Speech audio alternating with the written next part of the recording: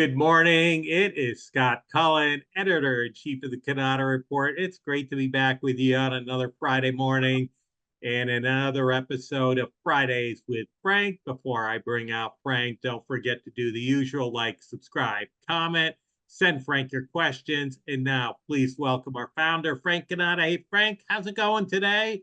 And what's on your Oh, mind? good. It's going good, Scott. Going to do something a little different this morning, so bear with me, as they say. Um, of course, I do watch the results of our taping, and 2 weeks ago, actually Friday, not Friday, the Friday before that, I addressed a question that we had received when we were doing the panel discussion for BPCA. And that was, we got a bunch of them, but that was one of them. And I listened to myself and I said, that wasn't very good. And I'll apologize to our audience because, to be perfectly candid, it's a tough question that deserved an honest answer. And I tried to be nice and come away with something positive from it, but then I'm not answering the question. So here we go. I'm going to give it to you straight, the way I think you'd want it. And I'm always open to doing follow-up. You got a question, hit me with it. We'll do the best that we can. Anyway, the question that we're referring to was the one that Dealer asked about pricing deterioration.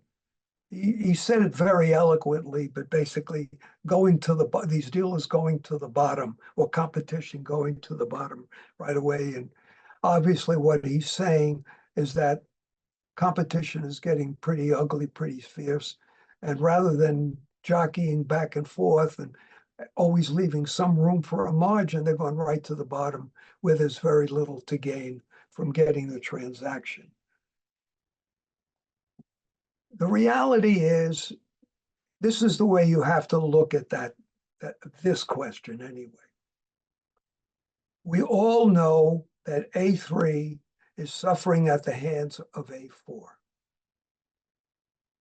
Less and less of the placement percentages are going to be A3. That is going to continue. So this is a reality. Can we change anything about it?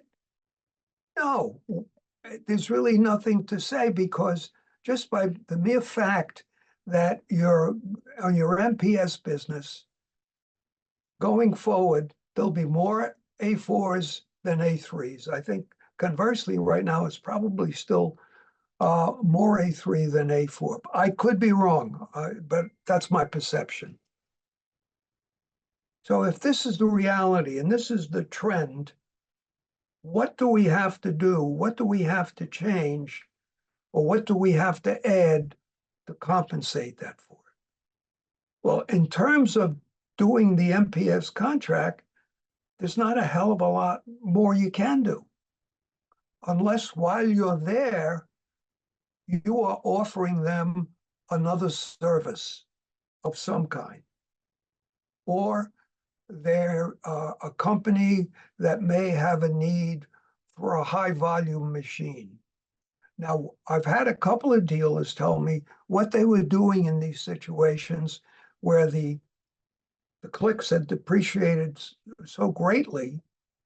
Rather than trying to put in a bunch of machines, still put in the machines where the volume was significant enough, and then put a machine that is probably a light production machine if warranted, and even or a low-level production machine to do the rest of the volume with some greater capabilities that you could possibly add.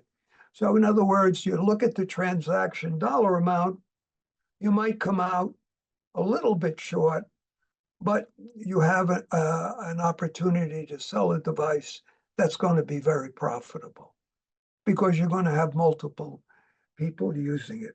It's kind of, if you go back through the years, Scott, And I'm sure you remember what the Xerox was pushing in the early days was decentralization. Decentralization.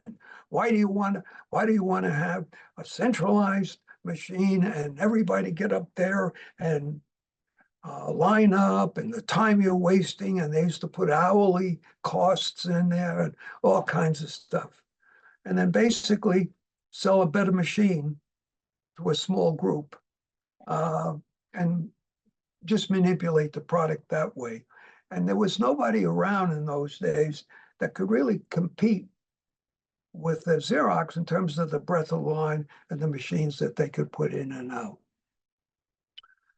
But we're in a situation now where we can reverse that trend. We can say, okay, fewer A4s, but a light production machine to handle how many desks or how many people or whatever the business, how you can configure that. So you take a look at doing that way and say it can't be all A3 and A4. It's got to be something a little bit different in the makeup. Again, as I said before, you've got to look at what else you can sell. And we pitched diversification ad infinitum. I think there's not much more we can say about diversification. But that's the only way that I know that you're going to be able, as a dealer, to make this work. For me to suggest anything else, it's just not, it just doesn't make sense. And certainly, if you disagree with me, I would love to hear your pitch on it. But that leaves me with one last thought, and I was thinking about this a great deal. Bob Goldberg has negotiated more contracts for dealers with manufacturers. Maybe you ought to talk to Bob in terms about an MPS type of contract. And I don't know what Bob could suggest, but he knows the damn business. And maybe there's something contractually in the MPS you can do so that it turns out to be more profitable.